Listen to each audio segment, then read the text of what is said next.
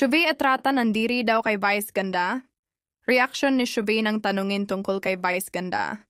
Ang lumang video ni Shuvi ay nag-viral kamakailan na kung saan nagbigay siya ng unpleasant reaction sa isang tanong na ipinakita ang mukha ni Vice Ganda na kung ito ba ay jojowain o totropahin ang It's Showtime host. At nang dahil maraming netizens ang nagduda at naghinala na may hindi gusto si Shuvi kay Vice Ganda, kaya naman ito ay umani ng maraming komento at muling binuhay ng mga netizen ang mga lumang post na may kinalaman sa politika.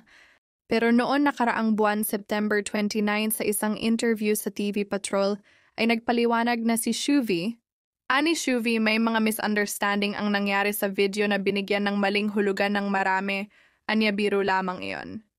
Nag-iw talaga ako kasi ang tingin ko kay Vice ay pareho kaming girl. Hindi ko naman pinahiya si Meme, it was meant it. It was a joke banat ni Shuvi, inamin naman ni Shuvi pagkatapos kumalat ang video, ay agad naman siyang nakapag-send ng mensahe kay Vice Ganda. Mimi, I was always honest about my feelings to you. I never lied, I wait. Tomorrow we will see each other sa shooting, so maybe we can talk things out. Hindi naman nabanggit ni Shuvi na may response si Meme sa kanyang mensahe. Anya pa umaasa siya na makakapag-usap sila ng mas insinan. At ibinanggit naman ni Shuvi na mahalaga sa kanya ang It's Showtime at malaking pasasalamat kay Vice Ganda sa opportunity bilang isang semi-regular host sa It's Showtime. I'm really grateful to Meme Vice for giving me that opportunity na dati pinapanood ko lang.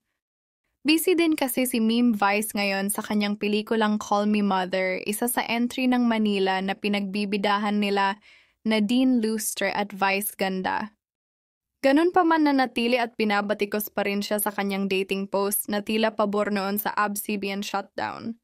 Mas lalong napukawang ang atensyon ng madla noon episode ng Showtime na tila nagbibigay ng pasanin si Vice Ganda tungkol sa mga taong sumusuporta sa kanya pero sinisiraan siya patalikod.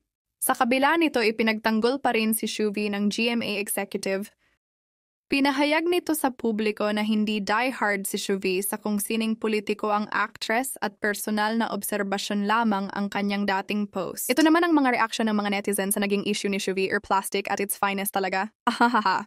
Hindi man lang iw ang sinabi niya, haha, ginawa pa tayong mga tanga. Ayaw ko na sa'yo, Shuvi, dapat tanggalan ka na ng movie. Pwede ka naman magsabi na tropa, bakit may iw, pahaha? Kung hindi naman sa PBB, hindi ka naman sisikat ng ganyan kailangan. New ang abs para makilala kayo.